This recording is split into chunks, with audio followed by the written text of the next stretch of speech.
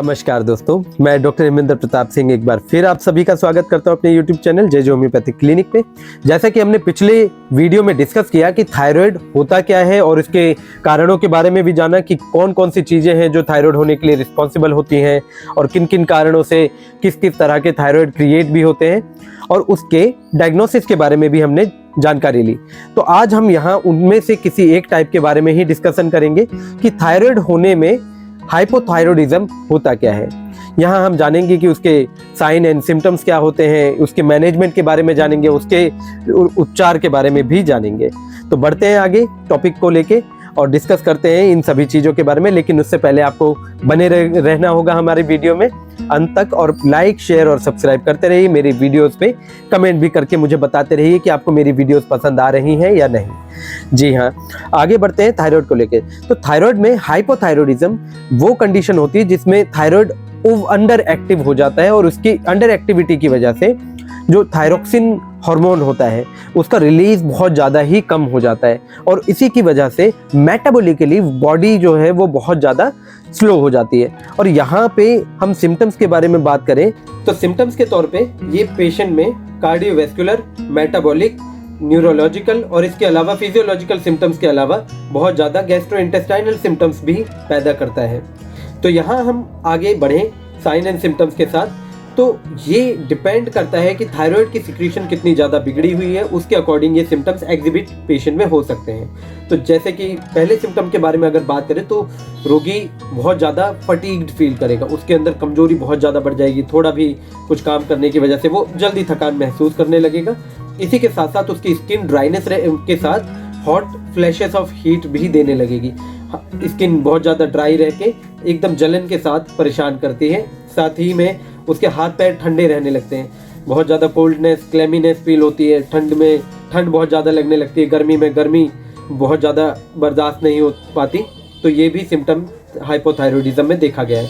इसके बाद हम बात करें तो यहाँ शरीर में सुइयाँ चुभने के सिम्टम्स, जी हाँ, बहुत ज़्यादा एग्रेवेटिव तौर पे शरीर में सुई भी चुभने के सिम्टम्स इसमें होते हैं। इसी के साथ साथ आवाज़ में बहुत ज़्यादा चेंजेस होने लगते हैं, आवाज़ भारी होने लगेगी, उसमें बात करते वक्त उसमें गले में कुछ अटकना भी एक सिम्टम है हाइपोथायरॉयडिज्म का। साथ ही में कब्जियत बहुत ज़्यादा रहना, वजन का बढ़ते जाना, वजन बढ़ने के साथ साथ वजन कम करने में दिक्कत होना, ये भी हाइपोथायरॉयडिज्म में ही काउंट कर सकते हैं हम। अगर किसी पेशेंट को इस तरह के परेशानियां हो रही है तो वो अपना थायराइड चेक करवा सकता है। इसी के साथ साथ उसमें हेयर लॉस बहुत ज़्यादा बढ़ जाते हैं। हेयर लॉस के अलावा मेंस्ट्रुअल प्रॉब्लम्स अगर फीमेल पेशेंट है तो उनको बहुत ज़्यादा देखने को मिलती है। हड्डियों से रिलेटेड परेशानियां बढ़ जाती हैं। उसी के साथ साथ सुनने में भी दिक्कत पेशेंट को बढ़ने लगती है। यहाँ हम कुछ साइंस के बारे में बात करें तो आंखों के नीचे बहुत ज़्यादा पफिनेस या फिर चेहरे पे भी सूजन पेशेंट में देखने को मिल सकती है। ये सूजन हाथ और पैरों पे भी कई बार देखने को मिलती है। इसी के साथ साथ कार्पल टनल सिंड्रोम, जी हाँ, रिस्ट पे एक बहुत ज़्यादा दबाव के साथ जकड़न पेशेंट कई बार एग्जिबिट करता है कि डॉक्टर साहब ये रिस्ट एरिया में बहुत ज़्यादा पेन है, बर्दाश्त से बाहर भी हो जाता है। तो ये सिम्टम भी थायराइड वाले पेशेंट्स में देखने को मिलता है। कुछ पेशेंट्स में डिफ्यूज एलोपेशिया के सिम्टम्स भी देखने को मिलते हैं। जैसा कि मैंने अपनी एक वीडियो में डिस्कस भी किया है कि डिफ्यूज एलोपेशिया में आप थायराइड टेस्ट करा के भी आइडेंटिफाई कर सकते हैं कि उसको डिफ्यूज एलोपेशिया कहीं थायराइड की वजह से तो नहीं हो रहा। तो हाँ, ये भी एक साइन है थायराइडिज्म के तहत। यहाँ पेरिफेरल एडिमा की बात हम कर ही चुके हैं कि हाथ पैरों में दर्द और सूजन बहुत ज़्यादा रहती है। तो ये एफ्यूजन के साथ साथ शरीर में पानी के जमने के सिम्टम्स होते हैं। और कई बार पेशेंट इंडिकेट करता है कि उसका हार्ट रेट बहुत स्लो हो जाता है, वो धड़कन बहुत ही कम और धड़कन के साथ फील करता है, तो उसको घबराहट भी होने लगती है इन सब सिम्टम्स की वजह से। तो ये रहे साइंस ऑफ हाइपोथायरॉयडिज्म। वैसे तो हम पिछली वीडियो में बात कर चुके हैं कि हाइपोथायरॉयडिज्म होने के कारण क्या क्या रहते हैं, लेकिन आज मैं यहाँ पे एक ओवरव्यू आपको दे देता हूँ कि हाइपोथायरॉयडिज्म होता क्यों है। इसमें पहले कारण की अगर हम बात करें तो बॉडी में बहुत ज़्यादा आयोडीन की कमी हो जाने के कारण भी पेशेंट्स में हाइपोथायरॉयडिज्म देखा गया, क्योंकि आयोडीन की कमी से थायरोक्सिन या फिर ट्राई आयोडोथायरोनिन बनने में कमी रह जाती है। इसके अलावा हम बात करें तो हाशिमोटोज डिजीज़ भी इसका एक कारण है। पोस्टपार्टम हाइपोथायरॉयडिज्म भी कुछ पेशेंट्स में देखा गया है। इस थायरोइडाइटिस की वजह से इंटरनल ऑर्गन मेटाबॉलिकली काम नहीं कर पाते। कुछ कंडीशंस में देखा गया है कि इंजरी या इन्फेक्शन की वजह से थायराइड रिमूवल बहुत बार करना पड़ा या किसी कैंसरस कंडीशन की वजह से रिमूव करना पड़े तो भी हाइपोथायरॉयडिज्म बहुत कॉमन हो जाता है। इसी के साथ साथ कुछ मेडिकेशंस की वजह से भी ये कंडीशन देखी जाती है, जैसे कि कुछ पेशेंट्स में जो न्यूरोलॉजिकल डिसऑर्डर से होकर गुजर रहे हैं उनमें लिथियम बेस्ड मेडिसिन बहुत ज़्यादा कॉमनली यूज होती हैं और ये लिथियम बेस्ड मेडिसिन थायराइड की सिक्रीशंस को सप्रेस करने के लिए वो रिस्पॉन्सिबल होती हैं। यहाँ हम कंजेनाइटल कंडीशंस भी काउंट करते हैं जिसमें थायराइड बचपन से ही हाइपोथायरॉयडिज्म क्रिएट कर सकता है। उन पेशेंट्स में आप सिम्टम्स बहुत ज़्यादा कॉमनली आइडेंटिफाई कर सकते हैं। पेशेंट का स्टेचर बहुत ज़्यादा शॉर्ट होता है, एडिमेटस बॉडी का फ्लैबी कंडीशन होती है, बहुत ज़्यादा फुलावट के साथ शरीर अलग से थुलथुला सा फील होता है और इसी के साथ साथ शॉर्टनेस ऑफ स्टेचर में मेंटल रिटार्डेशन भी एक बहुत ही कॉमन सिम्टम है। हाइपोथायरॉयडिज्म में आपको कुछ चीज़ें अवॉइड भी करनी होंगी, जैसे कि आपको क्रूसीफेरस वेजिटेबल्स का इस्तेमाल कम करना होगा। यहाँ हम बात करें तो पत्ता गोभी, गांठ गोभी और गोभी का इस्तेमाल भी आपको इसमें कम करना होगा। इसके अलावा आपको बहुत ज़्यादा ग्लूटेन डाइट को भी कम करना होगा।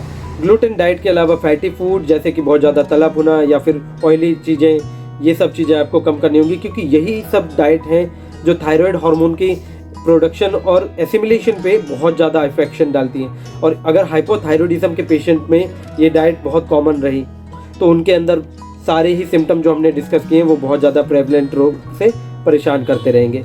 यहाँ पेशेंट को कार्बोहाइड्रेट्स भी कम करने होंगे, बहुत ज़्यादा शुगरी फूड्स अवॉइड करने होंगे, जैसे कि मार्केट में बने हुए पैकेटेड फूड्स या बहुत ज़्यादा मैदे से बनी हुई चीज़ें। इसके अलावा कोल्ड ड्रिंक्स जिनमें बहुत ज़्यादा हाई शुगर कंटेंट पाया जाता है। इसके अलावा आपको कॉफ़ी का इस्तेमाल भी कम करना होगा। कॉफ़ी इसलिए क्योंकि ये आपके मेटाबॉलिक एक्टिविटीज़ पे बहुत ज़्यादा बुरा असर डालती हैं।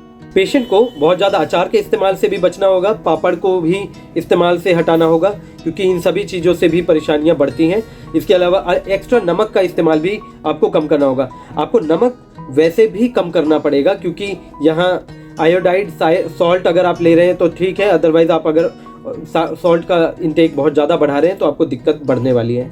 इसके अलावा यहाँ पर आपको बेकिंग सोडा का या फिर इससे बनने वाली चीज़ों का इस्तेमाल भी कम करना होगा, जैसे कि केक्स और इसके अलावा बहुत ज़्यादा पेस्ट्री बेस्ड फूड। आपको खाने में क्या क्या लेना होगा उसके बारे में अगर बात करें तो पेशेंट को आयोडीन रिच डाइट बहुत अच्छे से लेनी होगी, जैसे कि मछली का इस्तेमाल कर सकते हैं। उसके अलावा स्पाइरुलिना का इस्तेमाल कर सकते हैं। स्पाइरुलिना एक सिंगल सेल्ड प्रोटीन होता है जो आयोडीन में बहुत ज़्यादा रिच होता है। और इसके अलावा जिंक और कॉपर की डाइट बढ़ानी होगी, जैसे कि आपको ओट्स का इस्तेमाल करना होगा, ड्राइड बीन्स का इस्तेमाल करना होगा, ब्रान रिच डाइट आपको लेनी होगी, पालक का इस्तेमाल आप कर सकते हैं। नट्स और सीड्स बहुत ज़्यादा लाभकारी हैं इस कंडीशन के लिए। चिकन और सी फूड भी इसमें आप इंक्लूड कर सकते हैं। इसके अलावा इसमें अंडे और बहुत लेग्यूम्स और नट्स भी इंक्लूड होते हैं। तो यहाँ हम बात करें कि इसके अलावा क्या क्या मैनेजमेंट है जो पेशेंट को ज़रूर करने चाहिए कि वो आगे अपने आप को प्रिवेंट कर सकें इन सब कंडीशन के होने से, तो उनको योगा और एक्सरसाइज रेगुलर रखनी होगी। योगा एक्सरसाइज से उनको बहुत अच्छा एंटीऑक्सीडेंट नेचर मिलेगा बॉडी में, हार्मोनल रेगुलेशंस मेंटेन करने के लिए। स्ट्रेस को भी कम रखना होगा, स्ट्रेस की वजह से भी ये परेशानियाँ बहुत ज़्यादा बढ़ती हैं। तो यहाँ मैं आजकल देखता हूँ कि बहुत ज़्यादा कॉरपोरेट लाइफ में जो लोग हैं वो परेशान रहते हैं बहुत ज़्यादा मेंटल स्ट्रेस की वजह से, तो हार्मोनल सिक्रेशन बिगड़ना यहाँ पे बहुत कॉमन हो जाता है। तो इन सभी चीज़ों से बचना भी बहुत ज़्यादा ज़रूरी है।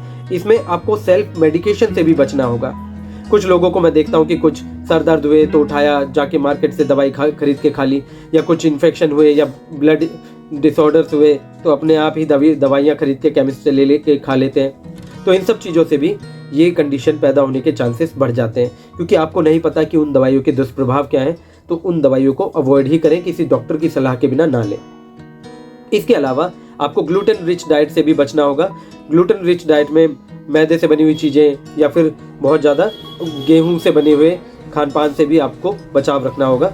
प्रोसेस्ड फूड और फास्ट फूड भी इसी कैटेगरी में आते हैं। इसके अलावा आपको बहुत ज़्यादा एक्सपोजर से बचना होगा एनवायरमेंटल रेडिएशन की, तो ये भी एक कारण है। अगर आप बहुत ज़्यादा प्रोन टू कंडीशन में हैं तो इससे आपको बचाव रखना होगा।